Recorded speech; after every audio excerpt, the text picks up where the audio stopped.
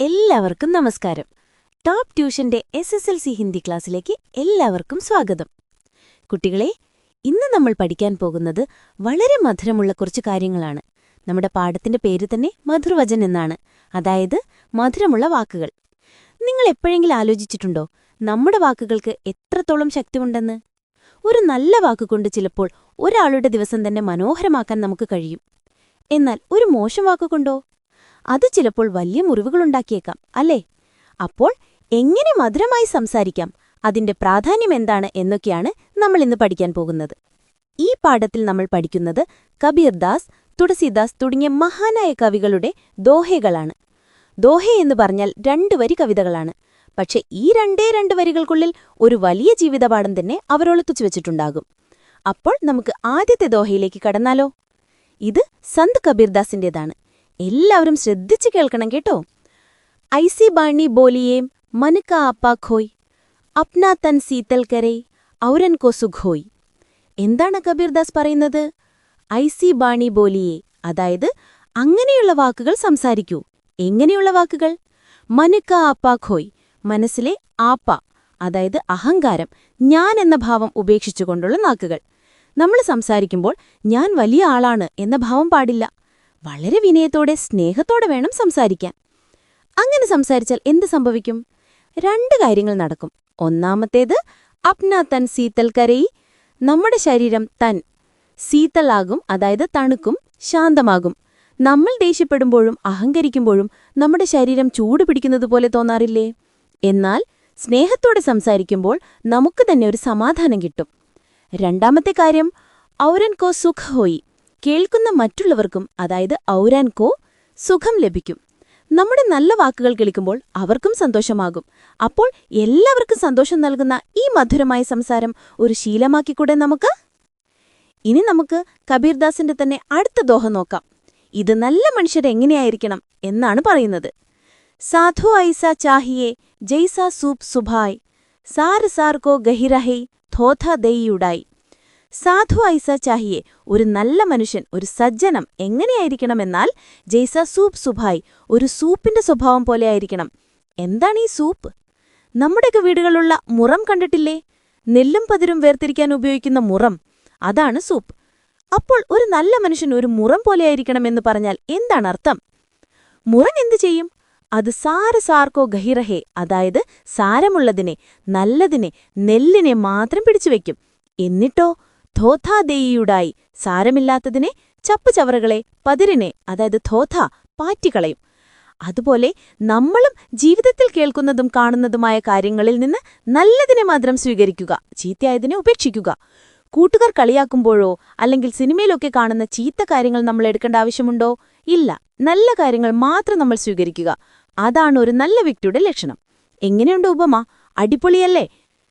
ഇനി നമുക്ക് ഗോസ്വാമി തുളസീദാസിന്റെ ദോഹയിലേക്ക് പോകാം. ദയയുടെ പ്രാധാന്യത്തെക്കുറിച്ചാണ് അദ്ദേഹം പറയുന്നത്.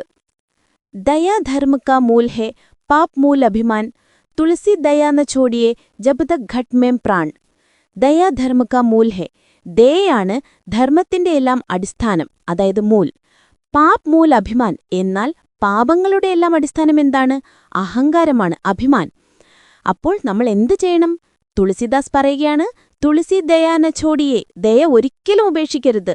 ഇപ്പോൾ വരെ ജബ് തക് ഘട്ട് മേം പ്രാൺ, നമ്മുടെ ശരീരത്തിൽ ഘട്ട്, ജീവനുള്ളിടത്തോളം കാലം, അതായത് മരിക്കുന്നതുവരെ നമ്മൾ ദയുള്ളവരായിരിക്കണം. എല്ലാ ജീവികളോടും ദയ കാണിക്കണം. ഇനി നമ്മൾ തുളസീദാസിന്റെ തന്നെ അടുത്തൊരു ദോഹയാണ് പഠിക്കാൻ പോകുന്നത്. ഇത് വളരെ പ്രധാനപ്പെട്ട ഒരു കാര്യമാണ് പറയുന്നത്. എല്ലാവരും ശ്രദ്ധിച്ചു കേൾക്കണം. സച്ചിവ് വൈദ്യ ഗുരു തീനി ജാവും പ്രിയ ബോലഹിം ഭൈ ആസ്, രാജ് ധരം തൻ തീനി കര ഹോയ് ബേഗിഹീം നാസ്. ഇവിടെ 3 പേരെക്കുറിച്ചാണ് പറയുന്നത്. സച്ചിവ് എന്നാൽ മന്ത്രി, വൈദ്യ എന്നാൽ ഡോക്ടർ, ഗുരു എന്നാൽ അധ്യാപകൻ. ഈ 3 പേരും, അതായത് തീനീജവും, ഭൈ അതായത് ഭയം കൊണ്ടോ, ആസ് അതായത് എന്തെങ്കിലും നേട്ടം പ്രതീക്ഷിച്ചുകൊണ്ടോ, പ്രിയ ബോലഹിം അതായത് ഇഷ്ടപ്പെടുന്ന കാര്യങ്ങൾ മാത്രം സംസാരിക്കുകയാണെങ്കിൽ എന്ത് സംഭവിക്കും?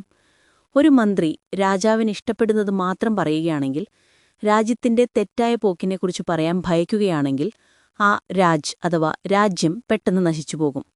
ഒരു ഡോക്ടർ രോഗിക്ക് വിഷമമാകുമല്ലോ എന്ന് കരുതി രോഗത്തിന്റെ യഥാർത്ഥ അവസ്ഥ പറയാതെ ഇഷ്ടമുള്ളത് മാത്രം പറയുകയാണെങ്കിൽ ആ തൻ അഥവാ ശരീരം പെട്ടെന്ന് നശിച്ചുപോകും.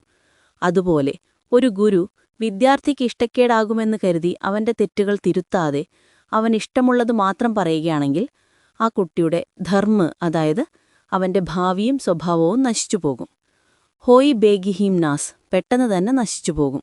അപ്പോൾ ഈ 3 പേരും എപ്പോഴും സത്യം മാത്രമേ പറയാവൂ, അത് കേൾക്കുന്നയാൾക്ക് ഇഷ്ടപ്പെട്ടില്ലെങ്കിലും. ഇനി നമുക്ക് റഹീമിന്റെ ദോഹകൾ നോക്കാം. ബന്ധങ്ങളെക്കുറിച്ചാണ് റഹീം പറയുന്നത്.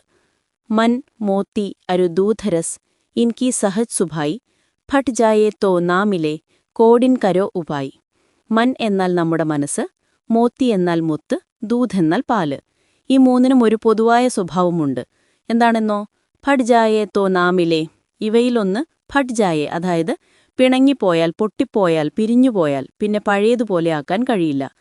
കോഡിൻ കരോ ഉപായി, കോടിക്കണക്കിന് വഴികൾ പരീക്ഷിച്ചാലും ശരിയാക്കാൻ പറ്റില്ല. ഒരാളുടെ മനസ്സ് വിഷമിച്ചാൽ ആ മുറിവുണങ്ങാൻ പ്രയാസമാണ്. ഒരു മുത്തു പൊട്ടിയാൽ പിന്നെ ഒട്ടിച്ചു വെക്കാൻ പറ്റുമോ? ഇല്ല. പാല് പിരിഞ്ഞുപോയാൽ പിന്നെ പഴയതുപോലെ ആക്കാൻ പറ്റുമോ? ഇല്ല. അതുപോലെയാണ് നമ്മുടെ മനസ്സും. അതുകൊണ്ട് മറ്റുള്ളവരുടെ മനസ്സ് വേദനിപ്പിക്കാതെ സൂക്ഷിക്കണം. ഇതേ ആശയം വരുന്ന റഹീമിന്റെ വളരെ പ്രശസ്തമായ അടുത്ത ദോഹ നോക്കാം.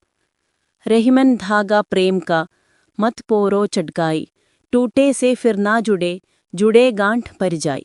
റഹീം പറയുന്നു, പ്രേം കാ ധാഗ സ്നേഹമാകുന്ന നൂല് മത് തോറോ ചഡ്കായി പെട്ടെന്ന് വലിച്ചു പൊട്ടിക്കരുത്. കാരണം ടൂട്ടേ സേ ഫിർ നാ ജുഡേ അത് പൊട്ടിപ്പോയാൽ പിന്നെ പഴയതുപോലെ ചേരില്ല. ജുഡേ ഗാണ്ഠ് പരിജായി ഇനി അഥവാ നമ്മളത് കൂട്ടിക്കെട്ടിയാൽ തന്നെ ആ ബന്ധത്തിൽ എപ്പോഴും ഒരു കെട്ട് അതായത് ഗാണ്ഠ് വീണിട്ടുണ്ടാകും. നമ്മുടെ സൗഹൃദങ്ങളിലും കുടുംബ ബന്ധങ്ങളിലുമൊക്കെ ഒരു പ്രശ്നമുണ്ടായാൽ പിന്നീടതൊക്കെ ശരിയായാലും നമ്മുടെ മനസ്സിൽ എവിടെയോ ഒരു ചെറിയ മുറിവ് ബാക്കിയുണ്ടാവില്ലേ? ആ കെട്ടാണ് അത്. അതുകൊണ്ട് സ്നേഹബന്ധങ്ങൾ വളരെ നൂലുപോലെ സൂക്ഷിച്ച് കൈകാര്യം ചെയ്യണം.